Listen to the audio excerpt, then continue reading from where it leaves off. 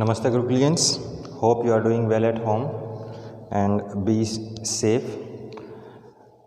So today students we are going to start the sixth video, that is part 6 of chapter number 6, that is molecular basis of inheritance of class 12th biology. ठीक है, तो इससे जो पिछली video थी fifth video, उसमें हमने किया था ट्रांसक्रिप्शन इन प्रोकैरियोट्स. ठीक है, सो ट्रांसक्रिप्शन को हमने दो अलग अलग पार्ट में डिवाइड करके किया था, एक प्रोकैरियोट में और एक यूकैरियोट में. सो लास्ट वीडियो में हमने प्रोकैरियोट का सारा प्रोसीजर क्या था वो समझ लिया. अगर आपको अभी भी कोई दिक्कत है दोबारा एक बार जाके वीडियो देखो. तो ट्रांसक्रिप्शन इन यूकैरियोट्स जो है उसी से रिलेटेड है ऑलमोस्ट.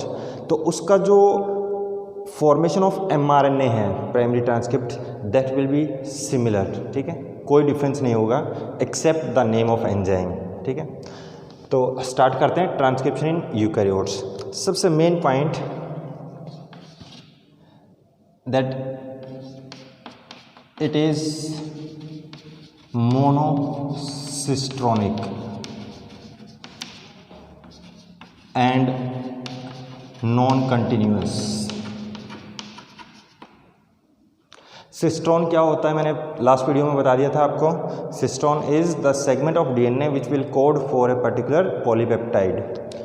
तो हमने उसमें बताया था कि भाई एक यहाँ से लेके यहाँ तक ये जो आपका स्ट्रक्चरल जीन था, स्ट्रक्चरल जीन्स में यहाँ पे बहुत सारे जीन्स हैं, gene A B C D E. इसकी वजह से एक प्रोटीन बनेगा पॉलीपेप्टाइड, इसकी वजह से दूसरा, तीसरा, चौथा, पाँचवा.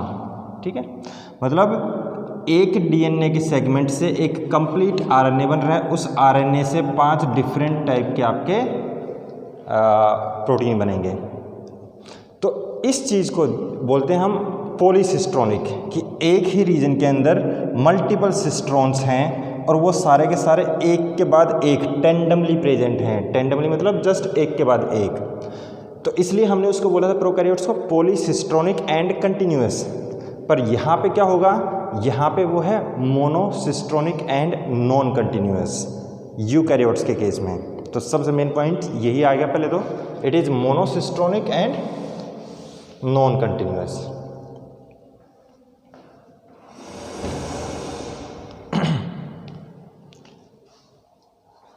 सो the process is almost similar. मैंने अभी बोल दिया था आपको, जैसे process is almost similar to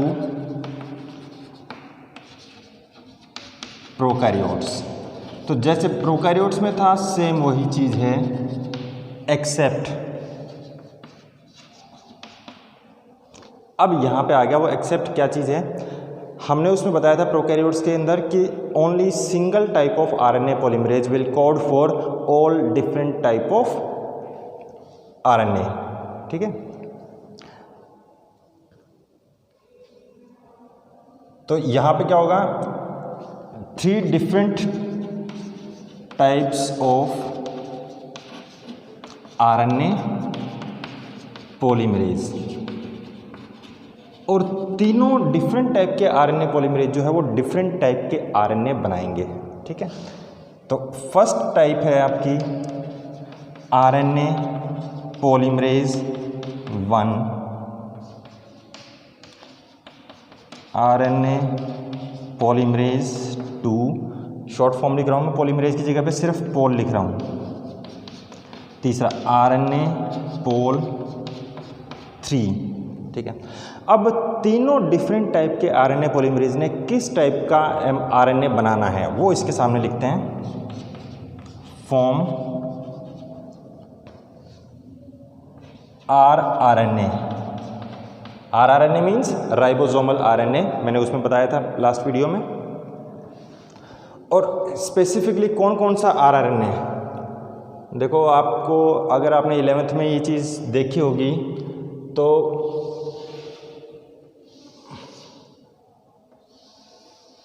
eukaryotes के केस में जो राइबोसोम होता है, राइबोसोम होता है आपका 80S टाइप. ठीक है, उस 80S में से स्मॉलर सब यूनिट को हम बोलते हैं 40S और लार्जर सब यूनिट को बोलते हैं हम 60S. टोटल देखने में लगता है कि ये 100 है पर ये 80 होगा यूकैरियोट्स के केस में। तो ये smaller subunit of ribosome और larger subunit of ribosomes दोनों किस चीज़ से बनी होती हैं? These are made up of RNA, ribosomal RNA plus proteins. तो ये भी आरएनए है इसके अंदर भी आरएनए है। तो वो कौन कौन से आरएनए हैं? इसके अंदर है 18S आरएनए, ठीक है। फिर इसके अंदर 28S RNA, 5.8S RNA and 5S RNA. So इसमें 3 डिफरेंट टाइप के आरएनए हैं, इसके अंदर सिर्फ एक टाइप का आरएनए है, ठीक है। ऐसे ही प्रोकैरियोट्स में भी होता है, ठीक है, पर हम प्रोकैरियोट्स का भी यहाँ पे कर नहीं रहे हैं इसलिए मैं बता नहीं रहा हूँ। ये आपका 11th में होता है। तो यहाँ पे किस टाइप का आरएनए बनेगा? ये चारों टाइप के आरएनए नहीं बनने वाले, इसमें से एक जो है वो आपका नहीं बनेगा और वो आरएनए है आपका 5S ये। तो स्मॉलर सब यूनिट का आरएनए बनेगा, लार्जर सब यूनिट के 2 बनेंगे, ये नहीं बनेगा। तो हम यहाँ पे लिखेंगे इट फॉर्म आरएनए ऑफ, सारी टाइप लिखनी है हमने, 18S, 28S, 5.8S, ठीक है। ये वाला छोड़ देना है। ये कौन बनाएगा? 3 नंबर वाला आरएनए पॉलीमरेज 3। सेकेंड है it will form mRNA। mRNA क्या था? Messenger RNA. And third it will form tRNA and ये तीसरे वाला 5S RNA। 55 नहीं है ये, 5S सेडिमेंटेशन कोफिशिएंट है ये। तो वहाँ पे हमने लिखा था कि एक ही टाइप का आरएनए पॉलीमरेज है, वो सारे डिफरेंट टाइप के mRNA, tRNA, RNA सब कुछ बनाएगा। यहाँ पे क्या है? 3 डिफरेंट टाइप के आरएनए पॉलीमरेज हैं और तीनों अलग अलग टाइप का आरएनए बनाएंगे। तो कई बार नीट में जो है वो ये चीज़ पूछी जाती है कि भाई आरएनए पॉलीमरेज 3 या फिर आरएनए पॉलीमरेज 1, इनमें से कौन से टाइप का आरएनए नहीं बनाता? वहाँ पे आपको ऑप्शन मिलेगी 18S, 28S, 5.8S, 5S। तो आपने कौन सी चूज़ करनी है? 5S। क्यों? क्योंकि 5S कौन बनाता है? आरएनए पॉलीमरेज 3 बनाता है। बाकी जितने भी एंजाइम्स हैं आपके, गायरेज है, लाइगेज है, टोपोआइसोमरेज एंड गायरेज एक ही बात है, हेलिकेज, SSBP, सारा सेम टू सेम चलेगा, कोई डिफरेंस नहीं है, ठीक है। डिफरेंस सिर्फ कहाँ पे था कि ये मोनोसिस्टोनिक है, नॉन कंटिन्यूस है। दूसरा, इसमें 3 डिफरेंट टाइप के आरएनए पॉलीमरेज यूज होंगे।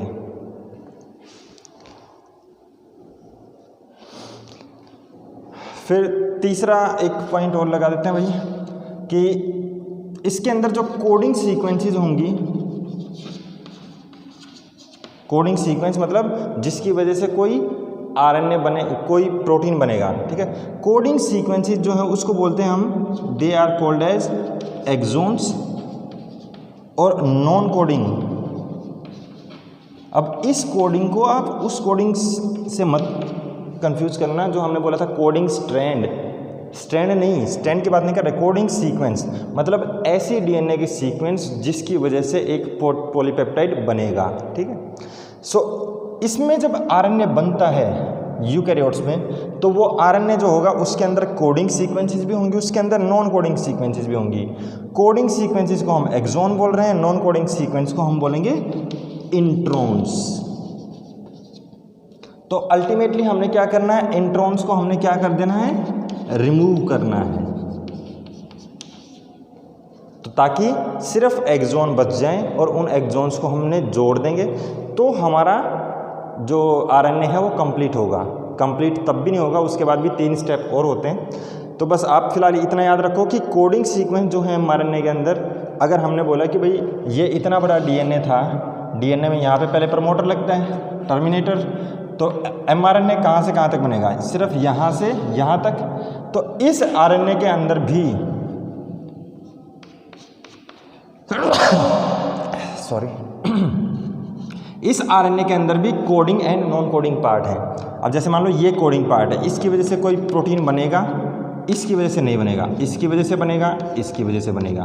तो ये जो कोडिंग पार्ट है इसको बोल रहे हैं हम एक्सॉन्स, और जो ये नॉन कोडिंग पार्ट बच के इसको बोलते हैं हम इंट्रॉन्स। हमने इन इंट्रॉन्स को क्या कर देना है, रिमूव कर देना है, और इन एक्सॉन्स को जोड़ देना है। ठीक है, तो ये एक वो पॉइंट हो गया आपका through the process of splicing, आगे आएगा डिटेल में। ठीक है, तो these are some general points related to transcription in eukaryotes. Procedure हम करेंगे नहीं, क्योंकि मैंने कल ही बोल दिया था कि प्रोकैरियोट और यूकैरियोट का प्रोसीजर सेम है, बस एंजाइम का डिफरेंस आएगा। अब जब हम कह रहे हैं कि भाई ट्रांसक्रिप्शन हो गई है, डीएनए से आरएनए बन गया, ठीक है, तो वो जो आरएनए बनता है उस आरएनए को, फोर्थ पॉइंट और लिख देते हैं इसके बारे में, द न्यूली सिंथेसाइज्ड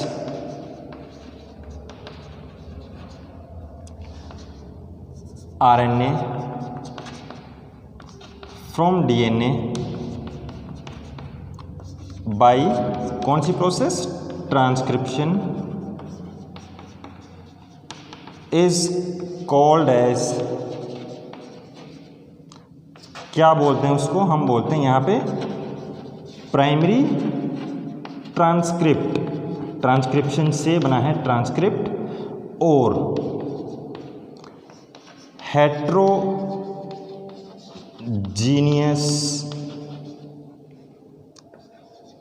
एमआरएनए, इसको बोलते हैं HNRNA। ठीक है, वहाँ पे जब प्रोकैरियोट्स में हमने देखा कि जैसे ही आपका डीएनए से आरएनए बना, हमने उसको आरएनए ही बोला, पर यहाँ हम क्या बोल रहे हैं उसको, हम बोलेंगे प्राइमरी ट्रांसक्रिप्ट या हेट्रोजीनियस एमआरएनए या HNRNA, heterogeneous nuclear RNA, nuclear भी है,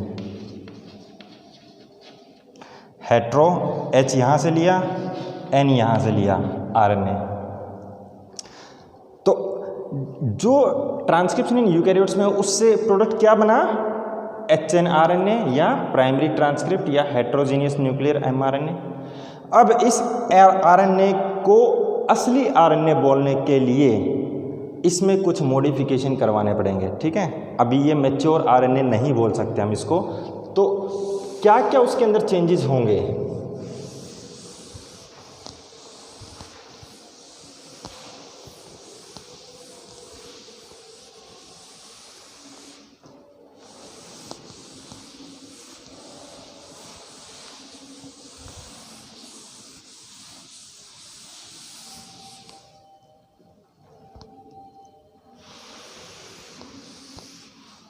तो ट्रांसक्रिप्शन तो हो चुकी, और ट्रांसक्रिप्शन से क्या बना हमारा, HNRNA। तो अब नेक्स्ट हेडिंग क्या होगा, पोस्ट ट्रांसक्रिप्शनल मॉडिफिकेशंस।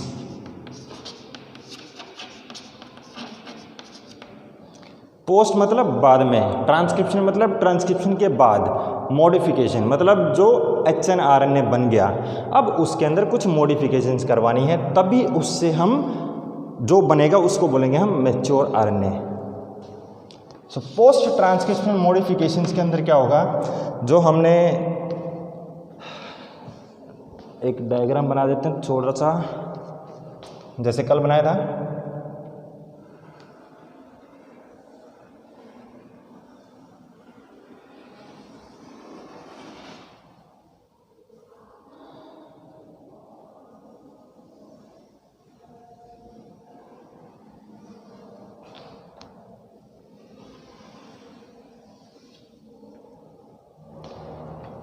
इसके अगेंस्ट नया आरएनए बन रहा है। नया आरएनए मैं ऐसे दिखा रहा हूँ डॉटेड लाइन से, ठीक है, ये आरएनए बन रहा है आपका। और आरएनए भी नहीं बोलेंगे एक्चुअली में, हम इसको बोलेंगे HNRNA और प्राइमरी ट्रांसक्रिप्ट। अब देखो इसमें हमने इसके अगेंस्ट इसको बनवाया है, तो ये कौन सा स्ट्रैंड होना चाहिए? प्रोकैरियोट्स वाला याद रखो, क्या चीज़ थी ये है आपका टेम्पलेट स्ट्रैंड। और टेम्पलेट को हम दूसरा नाम क्या बोल सकते हैं? चलो ये चीज़ अगर मैं यहाँ पे मेंशन करूँ, स्पेस ऑक्यूपाई हो जाएगा। टेम्पलेट स्ट्रैंड या नॉन सेंस स्ट्रैंड, 4 नाम बताए थे, मैं सारे नहीं लिख रहा हूँ यहाँ पे। दूसरा स्ट्रैंड जो था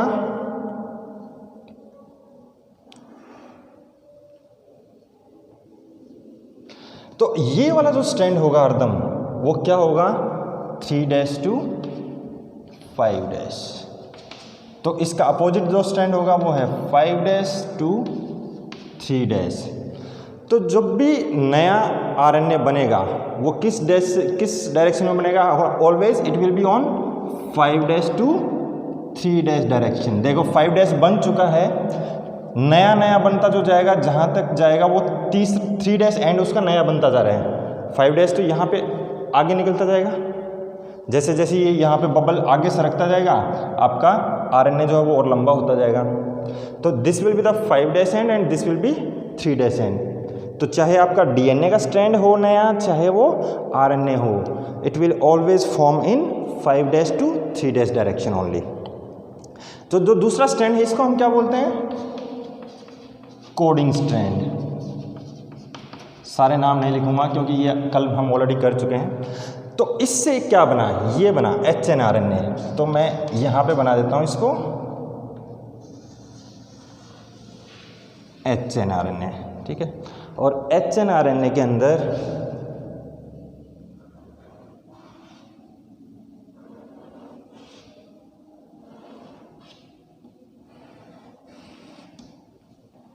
इसमें मैंने कुछ रीजन जो है वो बोल्ड दिखाए हैं, कुछ मैंने सिंपल वाले दिखाए हैं। तो दीज आर एक्सोन्स, ठीक है, इसको बोलते हैं हम कोडिंग पार्ट, जिसने कोई प्रोटीन बनाना है। और ये वाला जो पार्ट होगा this will B intron, this is non coding. तो ये क्या चीज बनी यहाँ पे? दिस इज योर HNRNA, या दूसरा नाम हमने क्या बोला था? Primary transcript. तो जो यहाँ पे ये जो मैंने दिखाया है इसी को मैं अब यहाँ पे ऐसा शो कर रहा हूँ, ठीक है। तो ये बन गया आपका through the process of transcription. अब पोस्ट ट्रांसक्रिप्शन मॉडिफिकेशन में क्या होगा? अब इसके अंदर हमने कुछ मॉडिफिकेशन करनी है, ठीक है। तो जो फर्स्ट स्टेप है मॉडिफिकेशन का, दैट स्टेप इज, यहां पे लिख देता हूं मैं, स्प्लाइसिंग, SPLICING,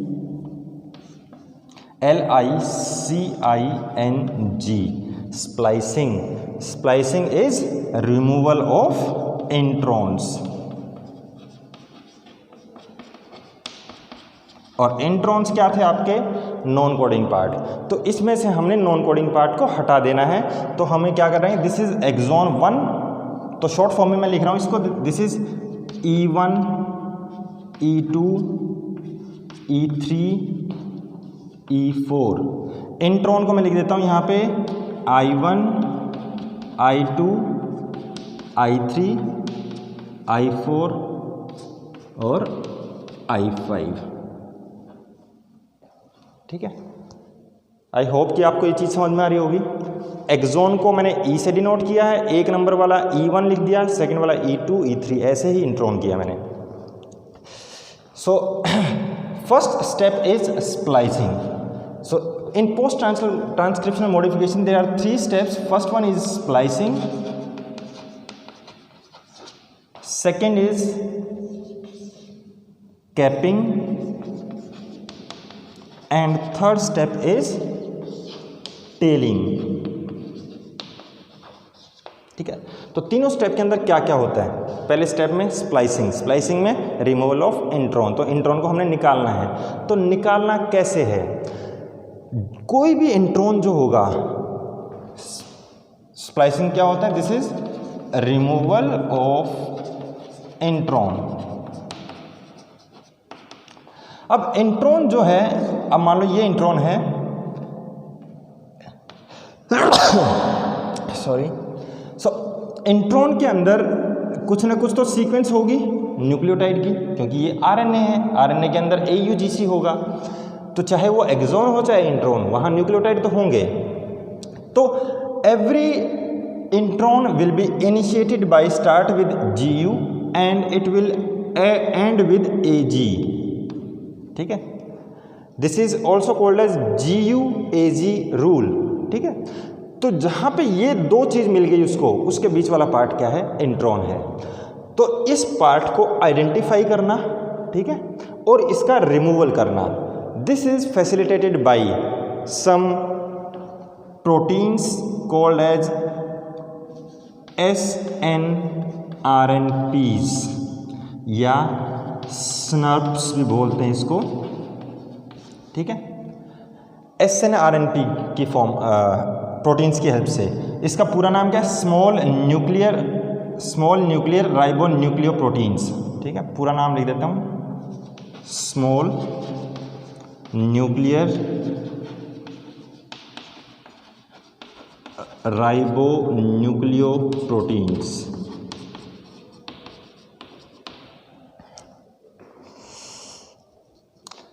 तो SNRNPs ने क्या करना है? They will form a structure, a ring like structure which is called as स्प्लाइसियोजोम।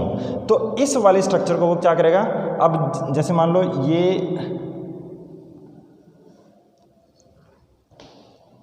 This is axon. अब जो I2 था, I2 को इसने ऐसे कर दिया,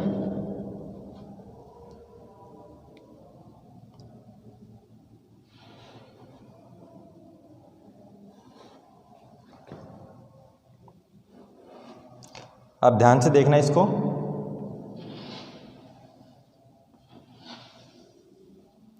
this is intron 1, intron 2, intron 3, ऐसे इंट्रॉन 4 वगैरह। ये क्या है? This is your exon 1, exon 2, थोड़ा छोटा लिख रहा हूं मैं, एक्सॉन 3, एक्सॉन 4। ये जो बबल लाइक स्ट्रक्चर है which is made up of intron, that is non coding part, this is called as spliciosome,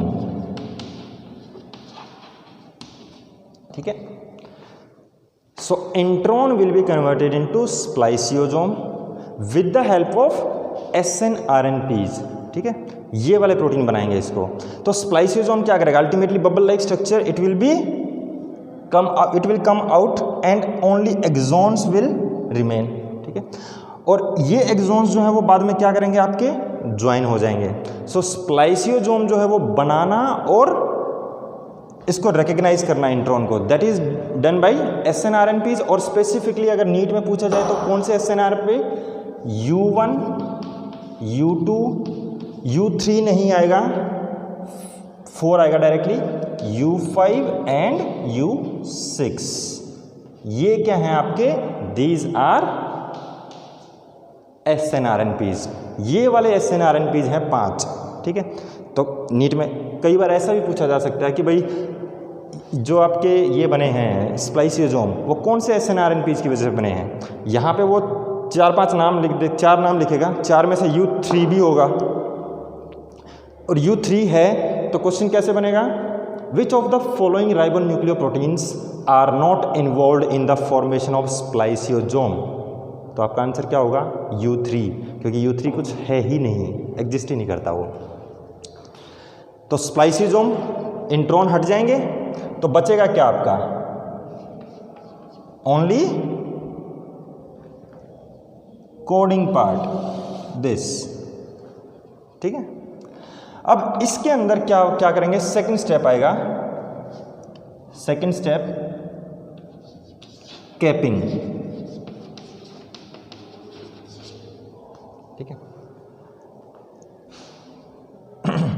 so capping के अंदर क्या करते हैं हम, यहाँ पे थोड़ा कुछ लिखना है तो लिख सकते हो आप, GUAG rule to identify introns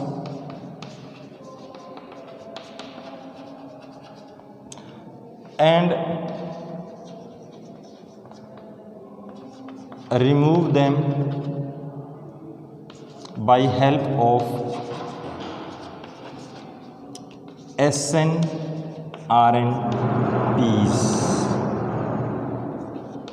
by forming spliceosome. वैसे सारा मैंने डायग्राम में लिखा हुआ है, यहाँ पे वो टाइम वेस्ट करने वाली बात है, ठीक है। So this was the first step. Second step में हमने क्या करेंगे, हम यहाँ पे जो इसका 5' एंड है, मान लो देखो ये यहाँ से बनता जा रहा है आपका RNA, पर जो प्रोसेस ऑफ ट्रांसक्रिप्शन और रेप्लिकेशन दोनों प्रोसेस जो होती हैं, these will occur inside the nucleus, और न्यूक्लियस के अंदर एंजाइम्स होते हैं न्यूक्लियेजेस। जहाँ पे भी ASES लग गया मतलब वो एंजाइम है। तो कैपिंग क्या करती है, जो आपका 5' एंड पे जो फर्स्ट G है, ग्वेनोसिन ट्राइफॉस्फेट GTP, उसके अंदर 7th पोजीशन पे एक मिथाइल ग्रुप ऐड कर देगी। मिथाइल मतलब CH3 ग्रुप। तो हमने क्या किया, उसको जो यहाँ पे फर्स्ट G था उसको हमने मॉडिफाई कर दिया। उस मॉडिफिकेशन की वजह से nucleases enzyme of nucleus are unable to identify and degrade this newly synthesised RNA। तो जो आपका RNA है वो क्या हो गया, वो हो गया सेफ हो गया। अब तो अगर हम ये नहीं करते तो क्या होता, न्यूक्लियस एंजाइम इसको डिग्रेड करता जाता है, यहाँ से नया बनता जा रहा है, या ये इसको ख़त्म करता जा रहा है, ठीक है। तो उससे प्रोटेक्ट करने के लिए तो कैपिंग क्या है, modification of GTP guanosine triphosphate. Full form पूरी फॉर्म नहीं लिख रहा हूँ, आप नोट्स में ज़रूर लिख लेना। Guanosine triphosphate, modification of GTP into seven methyl guanosine triphosphate. So guanosine triphosphate को हमने सिर्फ 7वें उस पे ग्वेनिन के ऊपर 7th पोजीशन जो थी उस पर मिथाइल ग्रुप ऐड किया और कुछ भी नहीं। So 7th methyl GTP at 5' end of HNRNA। पांचवा जो एंड है ये वाला, इस साइड वाला, to protect it from degradation या डाइजेशन भी बोल देते हैं, by degradation, to protect it from degradation by कौन सा एंजाइम, न्यूक्लियेजेस ऑफ न्यूक्लियस। ये एक लाइन में सारी बात खत्म हो गई इसकी। तो न्यूक्लियस के अंदर न्यूक्लियेजेस एंजाइम्स है, उससे बचाने के लिए हमने क्या किया, यहाँ पे इसके एंड को हमने मॉडिफाई कर दिया। तो इस एंड पे हम क्या करेंगे, यहाँ पे लिखेंगे MGPPP, 3 फॉस्फेट लिखे मैंने, PPP। M मैंने इसलिए लिख दिया यहाँ पे कि जो ग्वेनिन था उसको हमने मिथाइलेटेड कर दिया, ठीक है।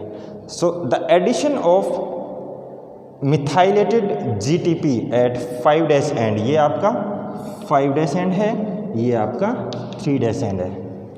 सो ये हो गया आपका सेकंड स्टेप, कैपिंग। सो कैपिंग का काम क्या था, प्रोटेक्ट करना इसको न्यूक्लियस एंजाइम से। अब आ गया तीसरे स्टेप पे, थर्ड स्टेप, टेलिंग, ठीक है। सो टेलिंग के अंदर क्या होगा, एडिशन ऑफ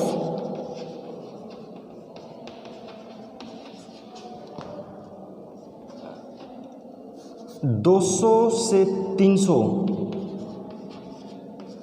एडिनाइलेट सिर्फ ए और कोई से टाइप का लेटर नहीं, सिर्फ एक एडिशन करना है, वो भी 200 से 300 एट 3 एंड, इसके 3 एंड पे। तो अब का आपका ये जो बनेगा, ये कैसे बनेगा, दिस इज योर mRNA, ये आपका 5 हो गया, 5 पे आपका मिथाइल गुएनोसिन ट्राइफॉस्फेट, और इस एंड पे यहाँ पे क्या आ जाएगा, ए ऐसे, ठीक है। ये होंगे आपके 200 से 300। तो अब ये जो आपका बन गया structure, this is your mature RNA, this is mature RNA. तो यूकैरियोट्स के केस में ट्रांसक्रिप्शन होते ही जो आरएनए बनेगा दैट इज एचएनआरएनए या प्राइमरी ट्रांसक्रिप्ट, उसके अंदर ये 3 स्टेप की मॉडिफिकेशन होगी और उसके बाद बनेगा आपका मैच्योर आरएनए। फर्स्ट स्टेप में हमने क्या किया, removal of introns by the formation of spliceosome, और स्प्लाइसियोजोम जो है वो किसने बनवाया, स्नर्प्स ने, एसएनपी स्मॉल न्यूक्लियर आरएनपीज ने। फिर उसके बाद इसके अंदर हमने एक पॉइंट और बताना भूल गया मैं, कि जब यहाँ से ये इंट्रॉन रिमूव हो जाएंगे तो इन सेगमेंट्स को जोड़ेगा कौन, एक्सॉन्स को। These exons will be joined by ligase enzyme to identify introns and remove them by the help of spliceosome. And यहाँ पे मैं थोड़ा सा ऐड कर रहा हूँ, exons are joined by ligase, ligase मतलब एंजाइम जो जोड़ेगा, लाइगेज वर्ड जहाँ पे भी आ रहा है मतलब जोड़ने का काम। तो ये 3 स्टेप हो गए और इससे बन गया आपका मैच्योर आरएनए, ठीक है। आई होप आपको डिफरेंस पता चल गया होगा कि यूकैरियोट्स के अंदर ट्रांसक्रिप्शन प्रोसेस जो है वो ज़्यादा कॉम्प्लेक्स है as compare to transcription in prokaryotes. तो 1 मिनट टाइम देख लेते कितना हो गया, 32 मिनट्स। चलो नेक्स्ट टॉपिक हम फिर नेक्स्ट वीडियो में स्टार्ट करते हैं, नहीं तो टॉपिक आपका बहुत लंबा हो जाएगा ये। चलो स्टार्ट कर ही देते हैं, देखी जाएगी। सो नेक्स्ट टॉपिक इज, ये आपको समझ में आ गया है, मैं इसको रब कर रहा हूँ, आप कोशिश करना डायग्राम के अंदर ही सारी इन्फॉर्मेशन नोट्स के अंदर लिख लो ताकि आपको एक्स्ट्रा वर्क ना करना पड़े।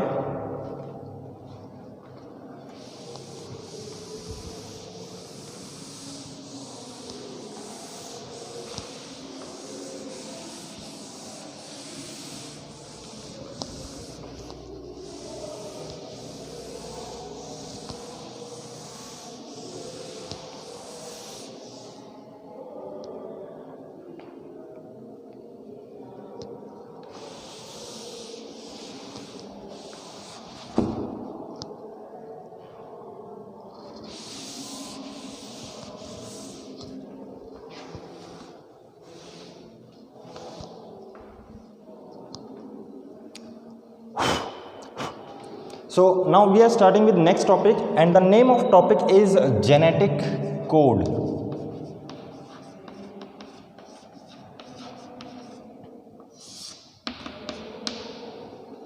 So इस टॉपिक में से कई बार क्वेश्चन पूछे जाते हैं 1-2 टर्म्स के ऊपर, ठीक है, या कई बार सीबीएसई के अंदर डायरेक्ट क्वेश्चन आ जाता है, list various salient features of genetic codon. So genetic code है क्या एक्चुअली में, इसकी एक डेफिनेशन है, this is the relationship between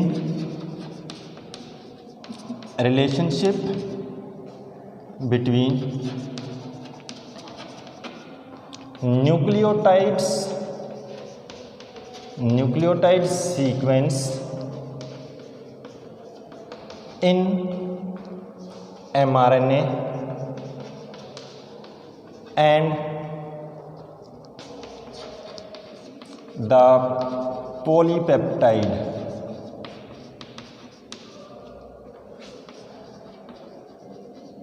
formed by it।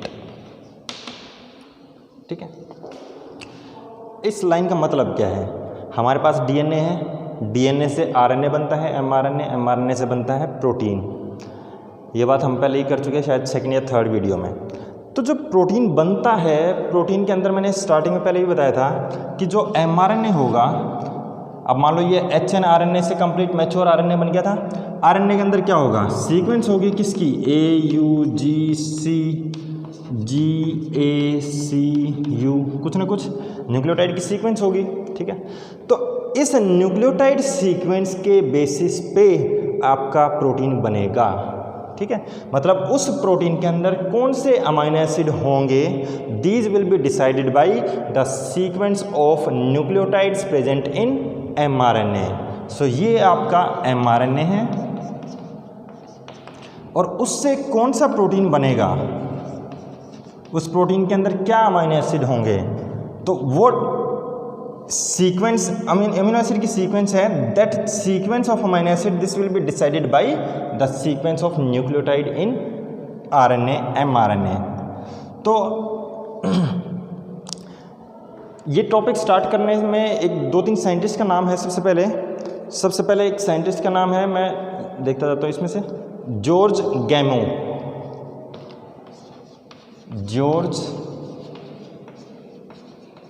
गैमो। इन्होंने क्या बताया था कि ईच अमाइनो एसिड इज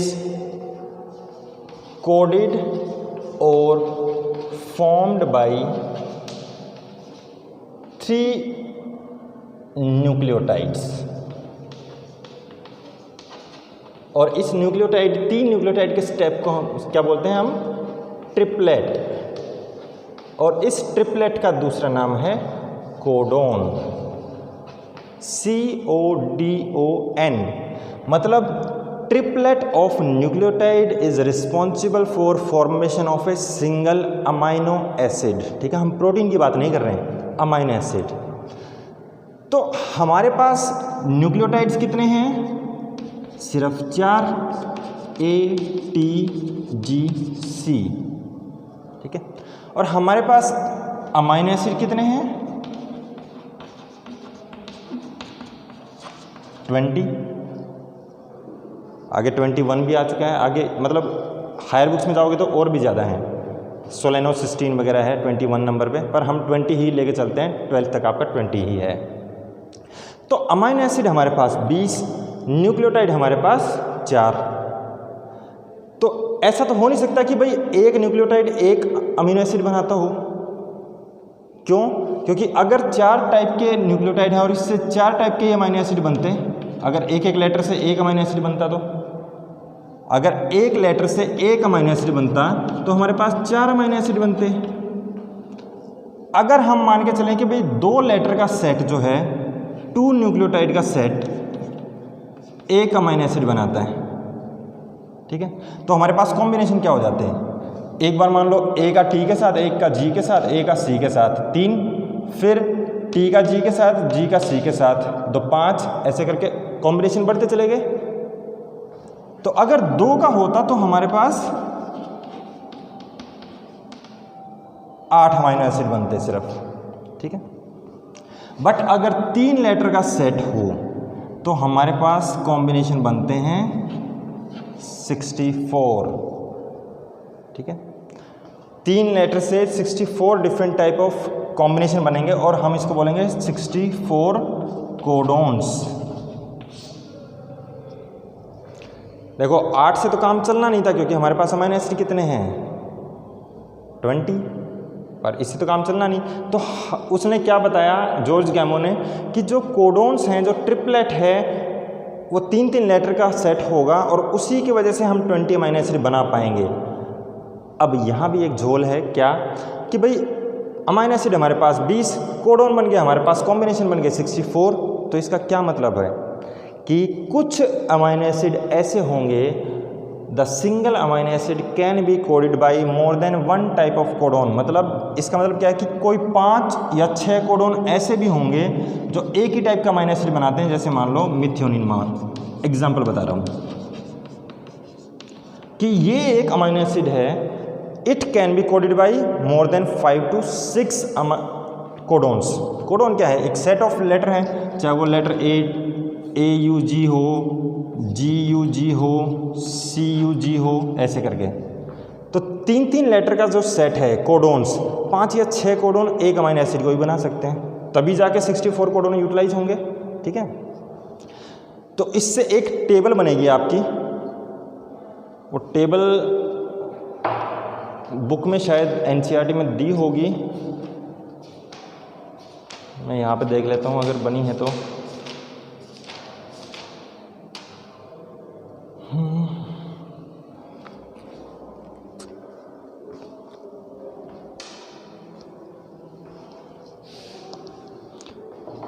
बहुत इम्पोर्टेंट टॉपिक है ये, ध्यान रखना।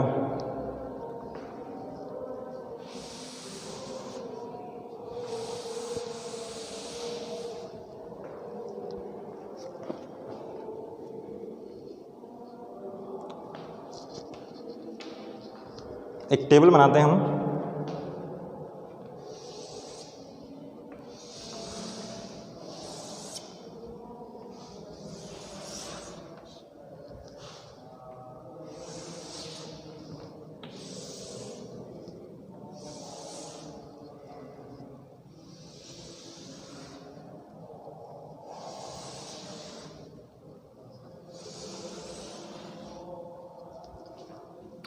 यहाँ पे लिखते हैं 4 टाइप के लेटर हैं हमारे पास न्यूक्लियोटाइड सिर्फ, यू सी ए जी। ठीक है बेटा, यहाँ पे भी हम यू सी ए जी। अब हर एक सिंगल बॉक्स के अंदर हमने ऐसे लिखना है you see A ji, you see ए जी। तो अब इसके कॉम्बिनेशन कैसे बनेंगे? सिंपल है, पहला लेटर इसका लेंगे, दूसरा इसका, तीसरा इसका। ठीक है, तो सबसे पहली लाइन यू यू यू, दूसरी लाइन यू यू, वहाँ से सी, दूसरी लाइन में देखो, तीसरा U U A, U U G. अब यहाँ से C U U, C U A, C U A, C U G. ठीक है, ऐसे करके आपने पूरी ये टेबल बनानी है, मतलब बनाने की ज़रूरत नहीं है, कोई नहीं पूछने वाला आपसे ये चीज़ें। ये आपका बस एक समझाने का तरीका है कि हमारे पास देखो कितने सेट बन जाएंगे। एक बॉक्स के अंदर 4 ऑप्शन बन रही हैं, 4 डिफरेंट टाइप के कोडोन्स। कोडोन क्या है? Codon is a triplet of nucleotide, हर एक के अंदर 3 न्यूक्लियोटाइड है। तो यहाँ पे हमारे पास कितने बन जाएंगे? 4, 8, 12, 16 और ऐसे ही 16, ऐसे 16, 16। तो कितने हो गए ऑप्शन हमारे पास? 64 कोडोन्स। तो हमारे पास टोटल 64 कोडोन्स हैं। ठीक है, टाइम लगेगा सर 20 मिनट और, कोई नहीं। तो UCAG ये आपके टोटल कितने कोडोन बने? 64 कोडोन। अमाइनो एसिड कितने हैं हमारे पास? 20। तो मतलब इसमें से बहुत सारे अमाइनो एसिड कोडोन ऐसे होंगे जो एक सिंगल टाइप के अमाइनो एसिड को बनाते होंगे। उसका कोई एक एग्जांपल मैं बता देता हूँ। जैसे ये फर्स्ट 2 जो हैं वो फिनाइल एलेनिन एक अमाइनो एसिड का नाम है, वो बनाते हैं। ठीक है, ये आपसे कोई नहीं पूछेगा कि कौन से कोडोन क्या बनाता है। ठीक है, ना इवन ये टीचर्स को पता होता है। हाँ, जिसकी क्रैमिंग पार्ट अच्छी है वो याद कर सकता है, पर कभी नीट में भी नहीं पूछा जाएगा ये चीज़। अब ये जैसे 4 लेटर हैं, ये leucine. So leucine is formed by 4 different type of codons. तो इस तरीके से हमारे पास क्या हो जाएंगे? Total 64 codons which can code all 20 type of amino acid. तो इसमें से 3 आपके कोडोन ऐसे हैं जो कोई अमाइनो एसिड को नहीं बनाते, उसको हम स्टॉप कोडोन बोलते हैं। अभी मैं लिखूंगा उसको। सो आउट ऑफ 64 कोडोन्स,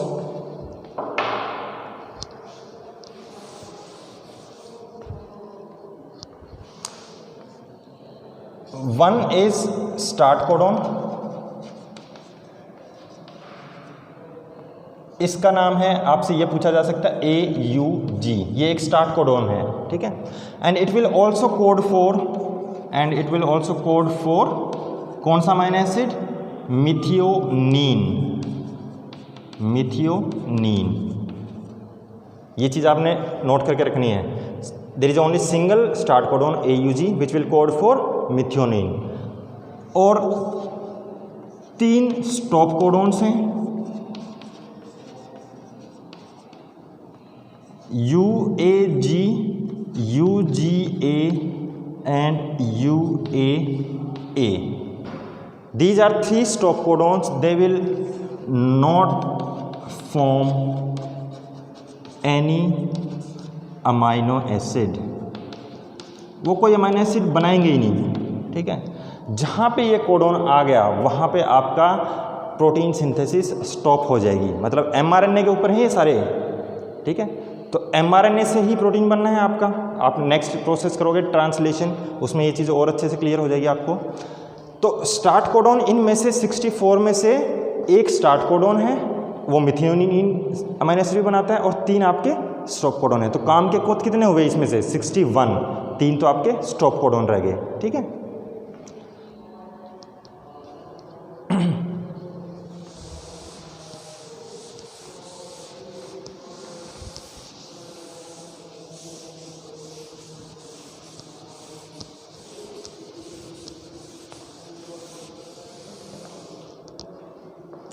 यहाँ पे 1-2 साइंटिस्ट का नाम और है। एक है हरगोविंद खुराना,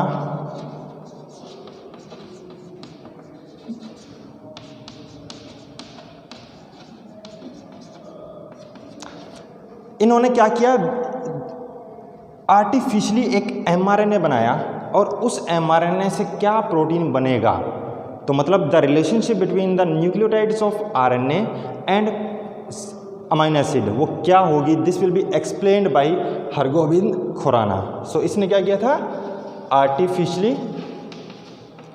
आर्टिफिशियली या इसको बोलेंगे हम केमिकली, मतलब लैब के अंदर बनाया, केमिकली सिंथेसाइज्ड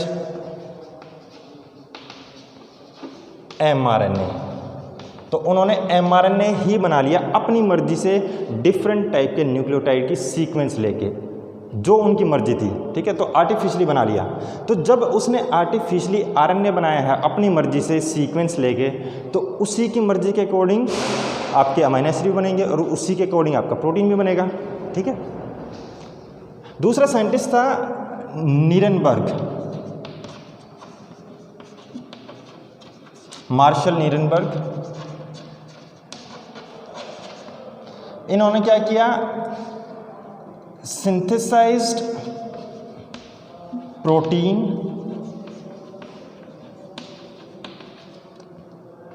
इन सेल फ्री सिस्टम। मतलब इन्होंने प्रोटीन बनाया और वो सेल के अंदर नहीं बनाया, आर्टिफिशियली लैब के अंदर बनाया। तो ये 2 साइंटिस्ट का नाम आप याद रखोगे। तीसरा मैंने आपको गैमो बता दिया था, जिसने बोला था कि जो आपके ट्रिपलेट ऑफ न्यूक्लियोटाइड, मतलब codons are responsible for formation of amino acid.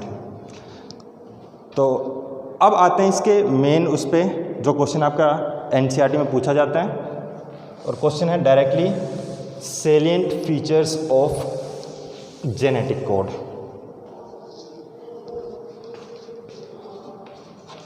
What are salient features of genetic code? सबसे पहला वही पॉइंट कि जेनेटिक कोड जो है वो ट्रिपलेट से बना होगा, formed of triplet codons, triplet of nucleotides, that is codons। Second, एक ये आ गया आपका सेकेंड पॉइंट। ये दोनों पॉइंट को अलग अलग कर देते हो हम। एक स्टार्ट कोडॉन वाला पॉइंट डाल दो, स्टार्ट कोडॉन AUG। तीसरा point stop codon UAA, UAG and UGA। बाकी कोई कोडॉन आपसे नहीं पूछा जाएगा कभी भी। Fourth point, it is commaless. It is commaless and continuous. इस लाइन का मतलब क्या है कि अगर यहां पे मिटा देता हूं मैं,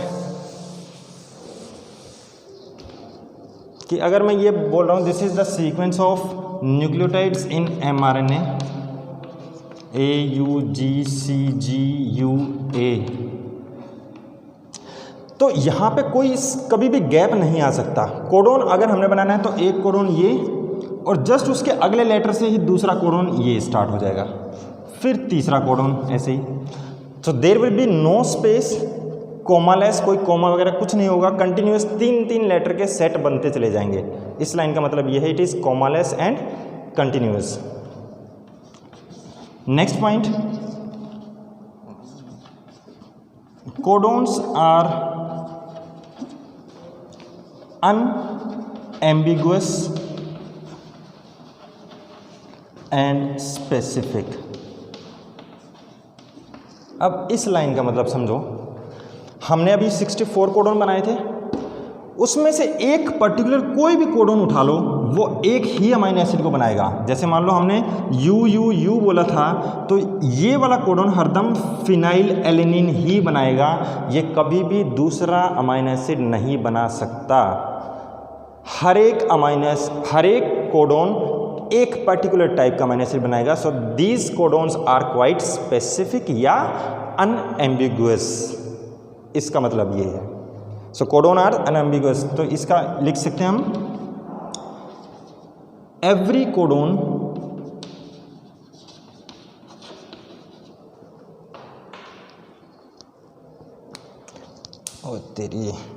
every codon will form only specific amino acid, short form लिखा मैंने AA अमाइनो एसिड, ठीक है। अब इसका उल्टा पॉइंट, एक हर कोडोन तो एक अमाइनो एसिड बनाएगा, पर हमने क्या बोला था, बट ईच या फिर any amino acid, there will be some amino acid which can be coded by more than one type of codon. जैसे हमने यहाँ पे बोला था UUU एंड UAG, नहीं UCAG,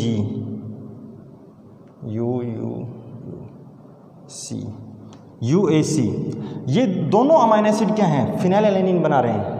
ऐसे ही हमने उसका नेक्स्ट वाला पोर्शन देखा था जिसमें single amino acid can be coded by more than one, मतलब टोटल 4 कोडोन ऐसे थे जो एक ही अमाइनो एसिड को बना रहे थे, उसका नाम था ल्यूसीन। तो next point is codons are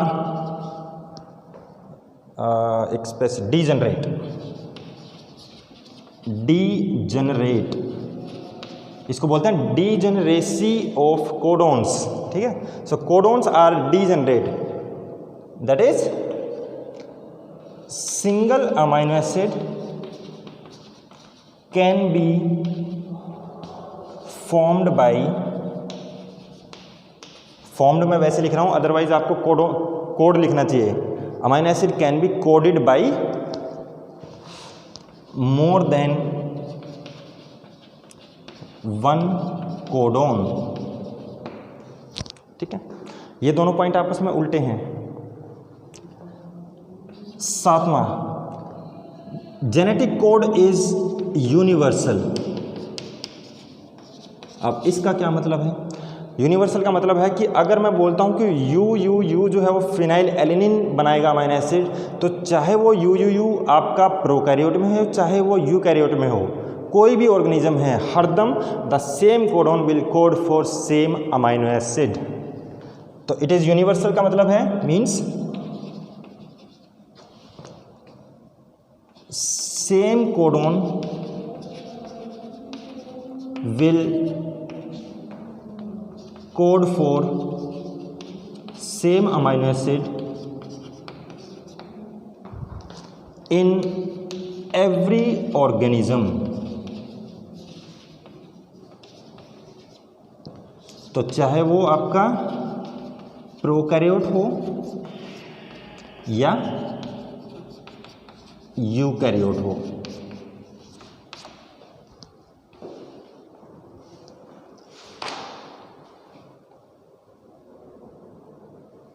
ठीक है, so these are salient features of genetic code. Direct question आता है 3 नंबर में। यहाँ पे स्टार्ट कोडॉन वाला मैंने बता दिया, तो इसके साथ साथ AUG और क्या करता है, इट विल कोड फॉर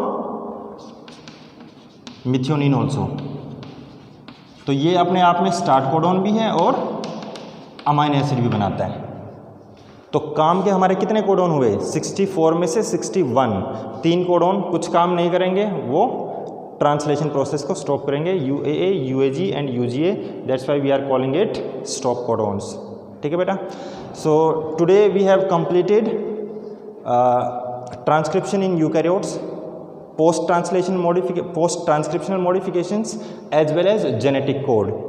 दोनों ही टॉपिक आपके बहुत ज़्यादा इंपॉर्टेंट हैं। दोबारा एक बार अच्छे से इसको रिवाइज करोगे, नोट्स बनाओगे। ठीक है, किसी भी हेल्प बुक से आप जाके देख सकते हो नोट्स, अदरवाइज़ यहाँ पे मैंने सारा लिख ही दिया है आज। तो आई होप आपको ये समझ में आ गया होगा।